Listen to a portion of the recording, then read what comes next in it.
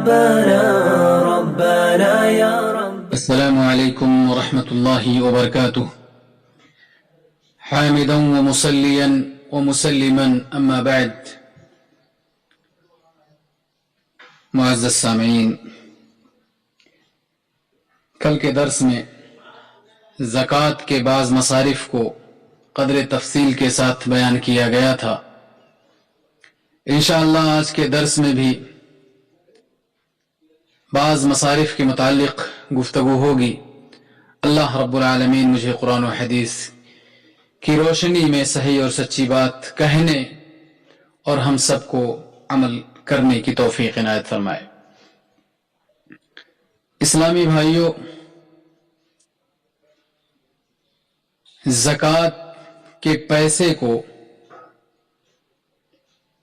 غلاموں کو آزاد کرانے میں خرچ کیا جا سکتا ہے۔ یہ پانچواں مصرف ہے زکوٰۃ کا،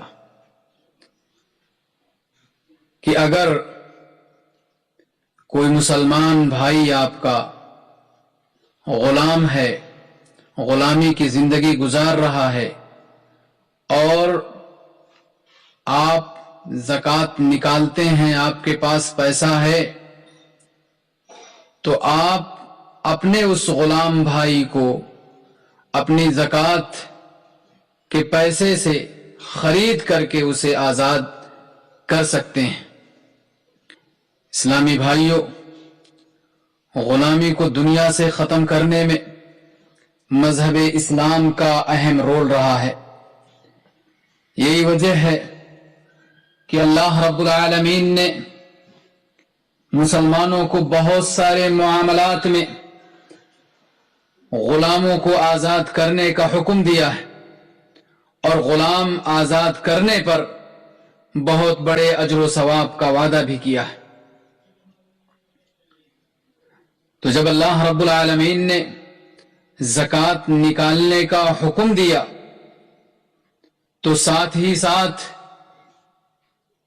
اللہ رب العالمین نے زکوٰۃ کا ایک مصرف یہ بھی متعین کر دیا کہ اگر آپ کا کوئی مسلمان بھائی غلامی کی زندگی گزار رہا ہے تو آپ زکوٰۃ کے مال سے اسے خرید کر آزاد کر سکتے ہیں۔ اسلامی بھائیوں، اور آج غلامی کا سلسلہ جب ختم ہو چکا ہے،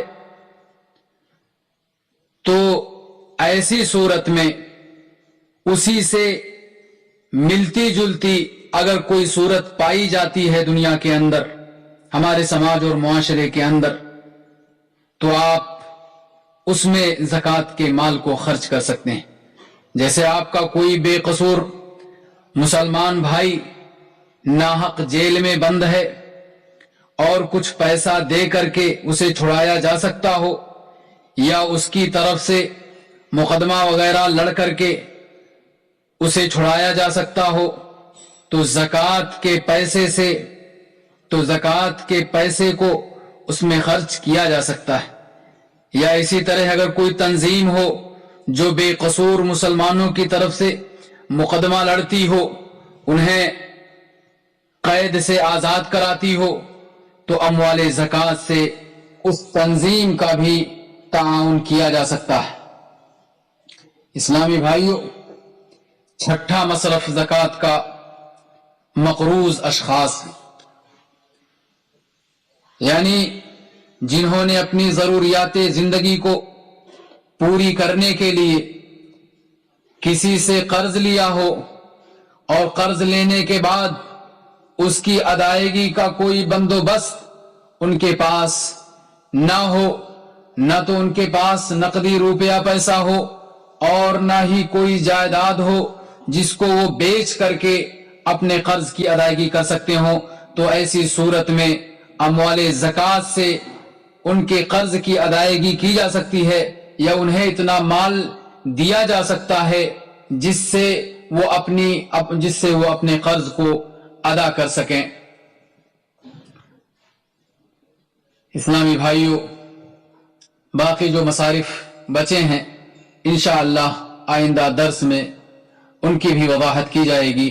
اللہ رب العالمین ہم تمام مسلمانوں کو دنیا کی ہر مصیبت اور ہر آفت اور پریشانی سے محفوظ رکھے. آمین. وآخر دعوانا ان الحمد للہ رب العالمین وصلی اللہ علیہ